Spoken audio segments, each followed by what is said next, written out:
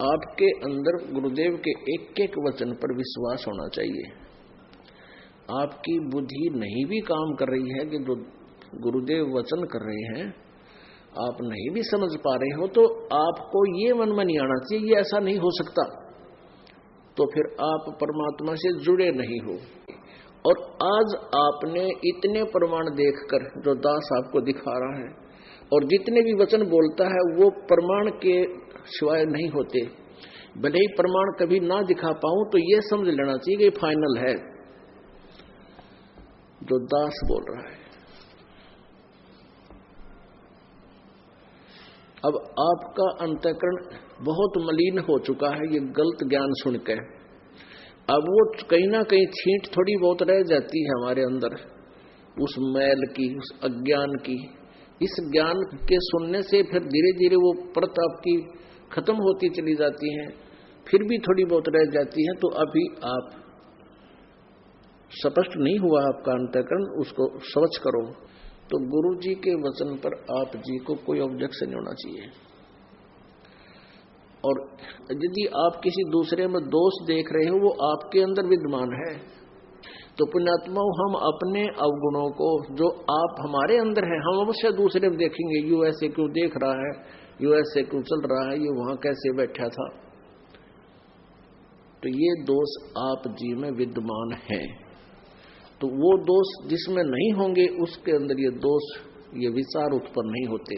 तो ऐसे ही जब आप अपने गुरुदेव के अंदर निर्दोष दृष्टि से देखने लग जाओगे, किसी भी प्रकार का आपके मन में न्यून भी नहीं आवे कभी बहुत प्रकार के दोष है काल जो आपको दूर करने के लिए प्रयोग करता है, गुरुदेव से दूर करने के लिए, तो उन सब से आपने बचना है और एक भक्त की तरह अपने इस जीवन को सफल करना है। अपने आत्माओं जैसे जो श्रद्धालु आत्माएं होती हैं उनको अपने गुरुदेव के दर्शन की इतनी चाह रहती है, इतनी कसक रहती है, और देखते ही एकदम सतर्क हो जाते हैं। गुरु जी के दर्शनों की तरफ एकटक देखते रहते हैं। जैसे परमात्मा ने बहुत से उदाहरण दिए हैं, जो अच्छी आत्माएं होती हैं जिनकी भक्ति चल पड़ी है उनको विशेष लगाव बन जाता है अपने गुरुदेव से। ये बस की बात नहीं।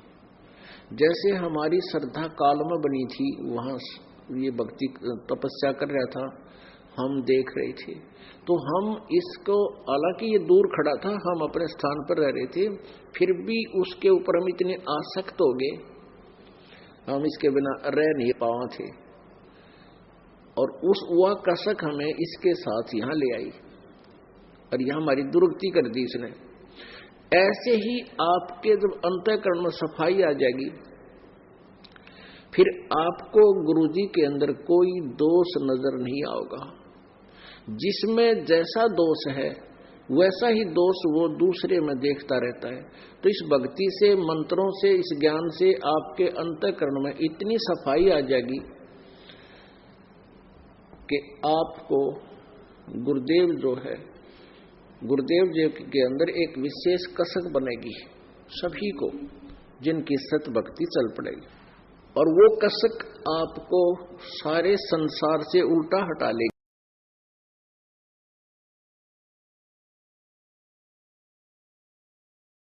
आपके ऊपर इतने इल्जाम है सर, आपके ऊपर इतने इल्जाम झूठे कैसे हैं आपके ऊपर? आपके गुंडे इतने खड़े थे वहाँ पे, हजारों आदमी हरियाणा पुलिस से। मेरे नीचे राष्ट्रीय समाज सेवा समिति नहीं, तो आपकी समिति है। अरे आपकी समिति है बाबा, आप अपने आप को संत कहते हैं, आप संत कहने लायक भी है? आप आपसे भी जवाब दीजिए। आपके वहाँ इतनी फोर्स, इतने गुंडे, इतने आर्मी खड़ी है हरियाणा पुलिस के ऊपर, आप लोगों के ऊपर आपने इतना बंदी बनाए रखा है, जितने लोग आप। इस समय हम पंचकुला हॉस्पिटल में खड़े हैं, जहां संत रामपाल को कल यहां पर लाया गया था। डॉक्टर्स ने उनको रिलीव कर दिया है। हम संत रामपाल से बात करने की कोशिश करेंगे। रामपाल जी, क्या कहना है आपका इसके बारे में? क्या कहना चाहेंगे? मैं कुछ नहीं करना चाहता, कुछ नहीं करना चाहता। मेडिकल रिपोर्ट आ चुकी है, आपको मेडिकल रिपोर्ट आ चुकी है, उसमें है कि आप बिल्कुल सही है, लेकिन कोर्ट को गुमराह कहीं ना कहीं किया गया। ये कहा जाता रहा कि आप अस्वस्थ है, जिसकी वजह से कोर्ट में पेश नहीं हो पाए। अब स्वस्थ हो गया, मैं पहले बीमार था। रामपाल जी, आपकी जो बेल एप्लीकेशन थी वो भी अब रिजेक्ट कर दी गई है, जो 2008 में आपको बेल मिली थी कोर्ट की तरफ से, उसके बारे में क्या कहना है? धन्यवाद।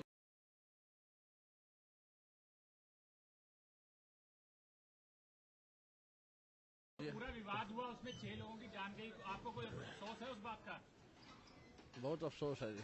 नहीं, जो आपने अपने अनुयायियों को जिम्मेदार कौन है इस चीज का? और आप पीछे छुपे रहे, मैंने किसी को नहीं, वो आप सही मानते हैं? मैंने नहीं बनाया किसी को, वो अपने आप ही बन रहे थे।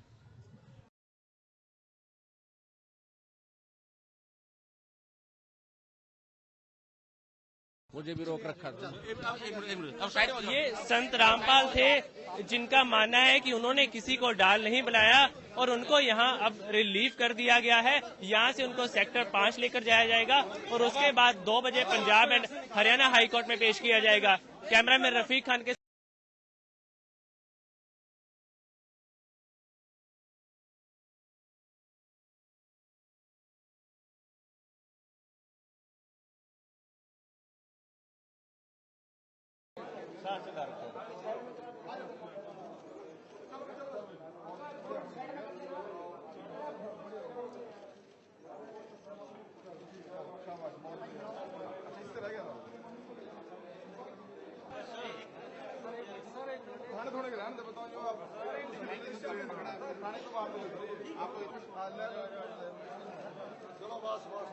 चलो चलो चलो, ये दूसरे को इंतजार कर लग रहे हैं।